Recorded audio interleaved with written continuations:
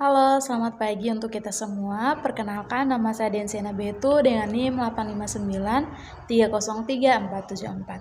Oke, baik di sini tugasnya adalah membuat video dengan menjawab beberapa pertanyaan. Di sini pertanyaan pertama itu adalah apa itu automated online proctoring? Jadi, automated online proctoring AOP atau pengawasan daring otomatis itu adalah sistem teknologi berbasis perangkat lunak yang digunakan untuk memantau, mengawasi, dan memverifikasi aktivitas mahasiswa saat mengikuti ujian atau mengerjakan tugas secara daring atau online.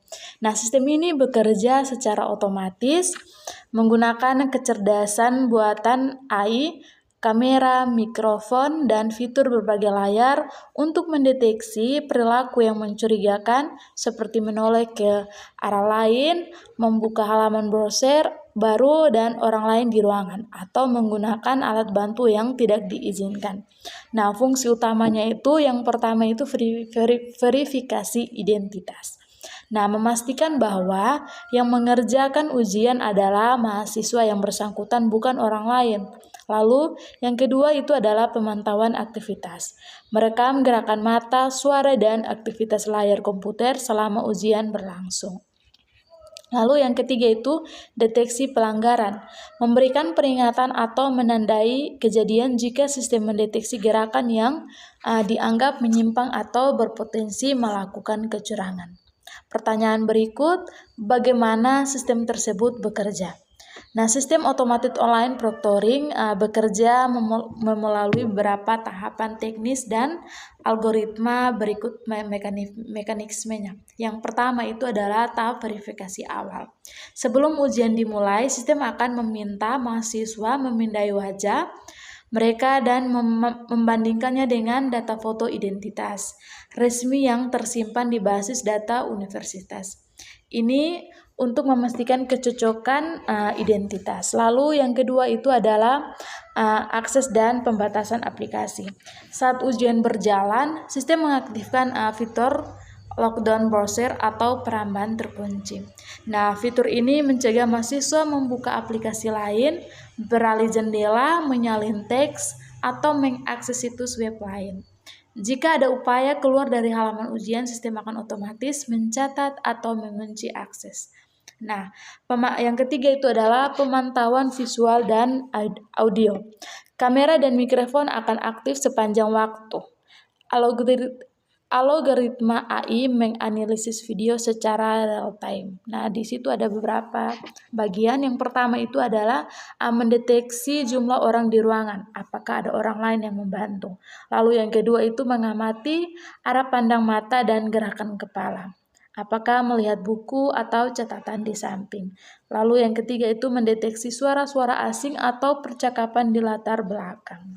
Yang keempat itu adalah analisis perilaku. Sistem mencatat pola interaksi mahasiswa dengan komputer seperti kecepatan mengetik, lalu gerakan kursor dan durasi pengerjaan soal. Perilaku yang tidak wajar, misal diam terlalu lama lalu mengetik sangat cepat, akan ditandai sebagai peristiwa mencurigakan. Yang kelima itu adalah pencatatan laporan. Nah, setelah ujian selesai, sistem mengirimkan rekaman video, log aktivitas, dan daftar kejadian yang dicurigai kepada pengawas atau dosen untuk ditinjau lebih lanjut secara manual. Sistem ini tidak otomatis memutuskan curang atau tidak, tetapi hanya menyediakan bukti dan data. Yang pertanyaan berikutnya itu, manfaatnya dalam menjaga integritas akademik. Nah, penerapan ini memiliki peran sangat penting dalam menjaga integritas dan kejujuran akademik. Antara lain, yang pertama itu adalah mencegah dan menghambat kecurangan. Nah, adanya pengawasan elektronik yang terus-menerus membuat mahasiswa berpikir ulang untuk berbuat curang, karena sadar setiap gerak-geriknya terekam dan terdeteksi. Ini menciptakan efek jerah. Lalu yang kedua itu adalah menjaga keadilan penilaian. Sistem memastikan bahwa nilai yang didapat benar-benar hasil kemampuan mahasiswa sendiri, bukan hasil kerja orang lain atau mencontek. Nah, hal ini membuat persaingan nilai menjadi sehat dan adil bagi semua mahasiswa. Lalu yang ketiga itu adalah memelihara kredibilitas gelar dan ijazah. Nah, integritas akademik adalah jaminan kualitas lulusan. Jika ujian berjalan jujur dan terawasi, maka nilai dan gelar yang dikeluarkan universitas memiliki bobot dan kepercayaan tinggi di mata masyarakat dan dunia kerja. Lalu yang keempat itu adalah menanamkan nilai kejujuran. Di luar teknisnya, sistem ini mengajarkan mahasiswa bahwa kejujuran adalah kewajiban, baik saat diawasi maupun tidak. Nah, hal ini membentuk karakter profesional yang dibutuhkan di masa depan. Lalu yang kelima itu adalah efisiensi pengawasan. Memungkinkan pelaksanaan ujian jarak jauh dalam skala besar sekaligus pun tetap terkontrol ketat tanpa harus mengerahkan banyak tenaga pengawas manusia di setiap ruangan. Lalu pertanyaan yang terakhir itu adalah bagaimana universitas melindungi privasi mahasiswa? Karena sistem ini mengakses data pribadi, wajah, suara, rekaman ruangan, universitas wajib menjamin perlindungan privasi sesuai hukum dan etika, seperti Undang-Undang Perlindungan Data Pribadi.